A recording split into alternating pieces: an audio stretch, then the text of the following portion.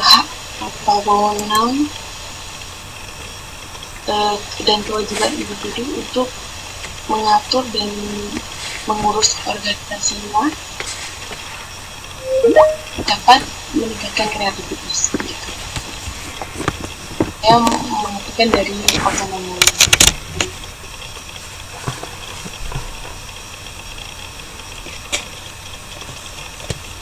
Oke, stop dulu Mbak, suaranya kurang jelas. Agak kecil suaranya. Ini saya ambil alih. Jadi karakteristik organisasi kreatif. Kalau Cuming itu cerita ada 8. Nah, intinya gini. Suka tidak suka, organisasi itu harus memiliki tingkat kreatif yang baik. Nah, karakteristiknya di sini adalah ada 8 kalau Cuming tahun 65. Yang pertama adalah formalisasi hubungan di antara berbagai posisi organisasi kecil. Nah, di sini ada hubungan yang baik antara berbagai posisi organisasi kecil, organisasional kecil. Nah, jadi di dalam organisasi itu ada beberapa bagian-bagian di dalamnya. Mungkin kalau misalnya ada departemen-departemen, nah itu paling tidak hubungan-hubungan yang ada di dalam organisasi itu bisa dijaga dengan baik dan mampu dikondisikan dan mampu dilakukannya sinergi dengan baik. Nah, di dalamnya juga ada yang namanya spesifikasi tugas atau spesialisasi pekerjaan. Ada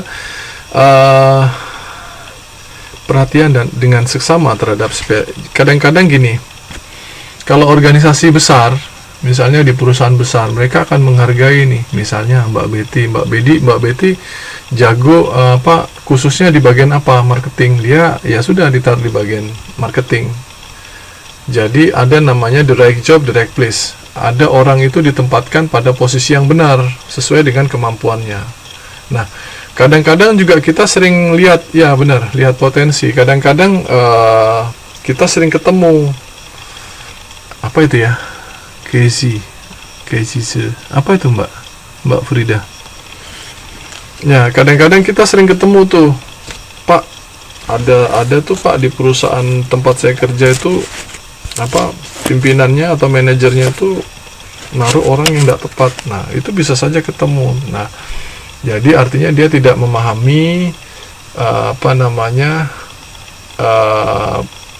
dia tidak memahami dengan benar apa itu bagaimana dia menjadi seorang ini. Pakai bahasa Indonesia Mbak biar Pak Nurul mengerti. Iya benar, saya nggak ngerti itu.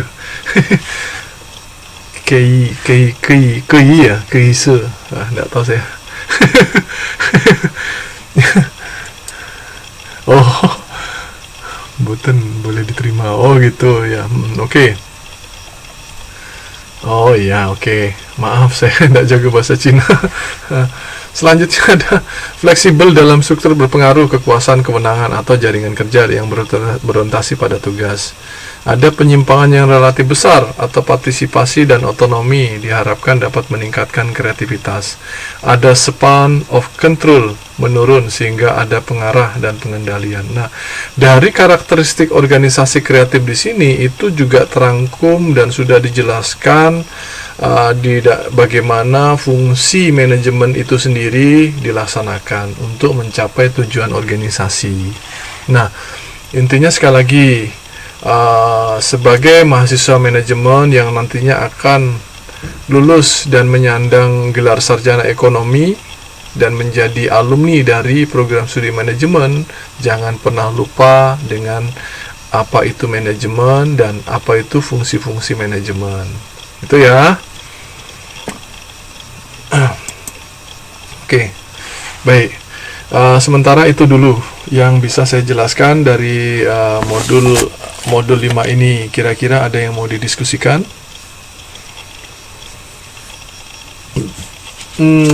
Ada? Kita masih ada waktu beberapa menit.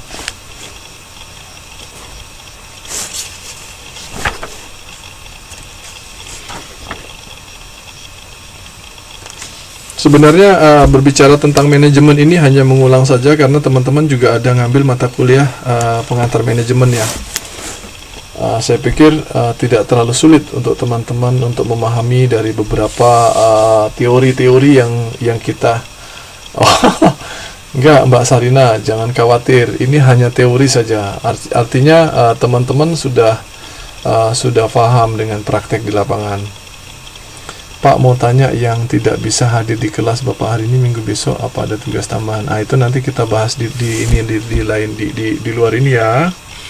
Antara mata kuliah manajemen dan pengantar bisnis saling berkaitan ya Bapak. Terus dalam prakteknya mana yang lebih diperlukan? Jadi gini, dalam mata kuliah pengantar manajemen dan pengantar bisnis itu merupakan salah satu mata kuliah dasar, dan dua-dua mempunyai mempunyai keterkaitan atau hubungan satu dengan yang lain. Untuk kenapa kok diberikan pengantar bisnis dan manajemen ini sebagai dasar nih. Nanti pada lanjutannya ya berkesinambungan, benar Mas Nur. Nanti pada semester selanjutnya nanti teman-teman akan ketemu dengan beberapa mata kuliah lanjutan. Salah satunya yaitu ada yang namanya manajemen keuangan, operasional, dan lain sebagainya. Nah, Mbak Usniar tanya nih, resistensi itu seperti itu apa Pak? Ada nggak teman-teman yang bisa bantu resistensi? Monggo.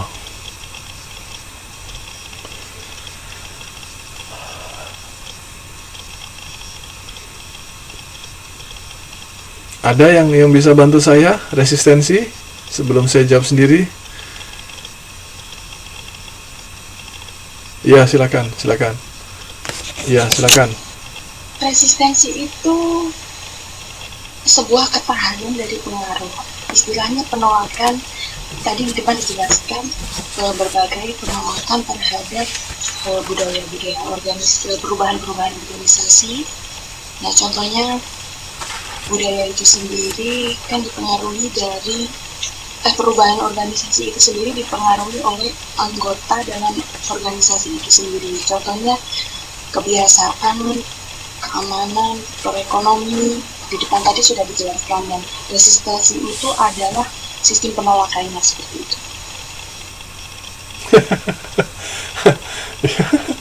Ya, itu Mbak Usni. Jadi resistensi itu seperti itu. Itu baca punya Mbak Fitri, sikap untuk berperilaku bertahan, berusaha melawan menentang, nah itu dan lain sebagainya itu. Bertahan, resistensi. Bisa saja Mbak Usniar sudah melakukan yang namanya resistensi. Cuman nggak tahu kalau itu ternyata resistensi seperti itu, bertahan. Kadang-kadang kan kita enggak Pak, saya nggak mau. Ya seperti itu. Oke.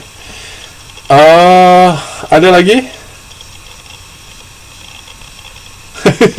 Jangan disinggung wajan, ini sudah malam, nanti masak lagi. Ya,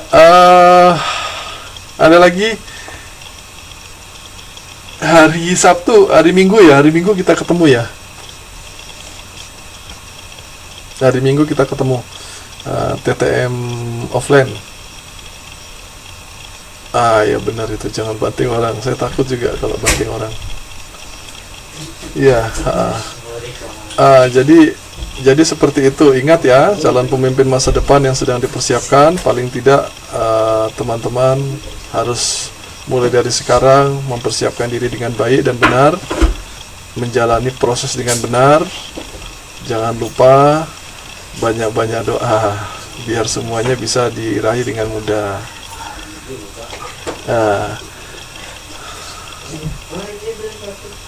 Nggak apa-apa, bisa. Oke. Saya pikir ini waktunya sudah ini ya, sudah menunjukkan di angka 11.29.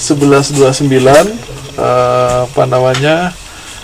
Saya pikir nanti kalau misalnya ada pertanyaan-pertanyaan ataupun diskusi-diskusi yang selanjutnya bisa dilanjutkan melalui media lainnya.